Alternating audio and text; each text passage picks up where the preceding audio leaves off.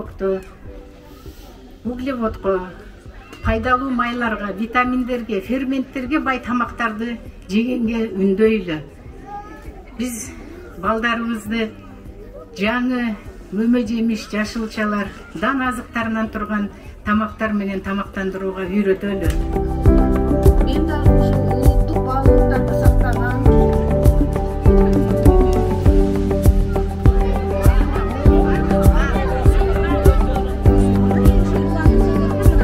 түзүү негизи эле ушул могу колдун майда кыймылдагандары, сөөмөйдүн баштары. Бул мелкий моторика деп коет эмес, ушул мээ өнүгүүсүнө, ой жүгүртүүгө өтө пайдалуу. Жеке эле шуруу түзүү эмес, бүт эле кол өнөрчүлүктөгү ушундай майда жумуштар.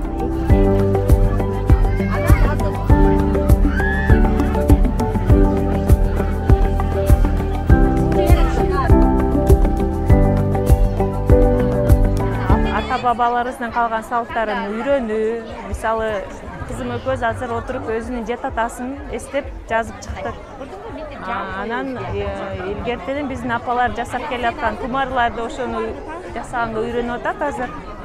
Анан азыр дагы басып жүрүп карайлы да атабыз, анткени эң биринчиден бул жерге балдардын чогулушу, бири-бири менен коммуникациялоо.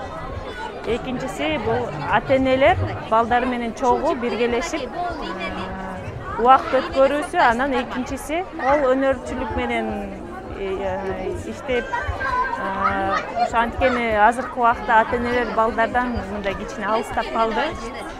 Бул 5 таш оюну. Бул 5 ташты монтип ыргытасың дагы. Бир ташты алып туруп, бир ташты ыргытып чыгды, сен калган 4 ташты чогултуп чыгышың керек. Опа. Сен эме кылып көр. Ыргыт ал. Эми бир ташты алып туруп ыргыт. Молодец. Эми тигин сен. Опа. Молодец. Жапарына биздин балдарга ушундай атайын туура тамактанууга жашылча жемиштер, мөмө жемиштерден жасадык. Бул биздин күндөлүк эле дасторконубуздагы бар тамактар, бирок балдар үчүн абдан пайдалуу. Бардык витаминдерге бай, бардыгына бай тамак-аштарды, идиштерине ошол жөнөкөй эле жумуртканы деле, ошол эле башка тамактарды деле бир жакшынакай көркөмдөп берсек, жашылча жемиштерди кошуп, ошондо балдар аябай кызыгуусу артат экен да балдардын.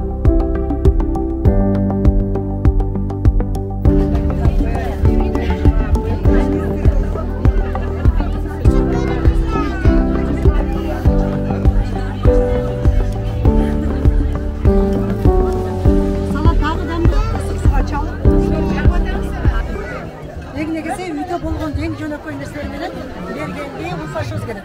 Ушу салатка жумуртка кошуп койсо бала күндө капсондо болуш керек да жумуртка. Өзүңүз туура тамактанууга канчалык көңүл бурасыз? Абдан көңүл бурам. Газдалган суусундуктарды, тез тарататын тамактарды жебегенге аракет кылам. Балдарымды да ошого чакырып атам да.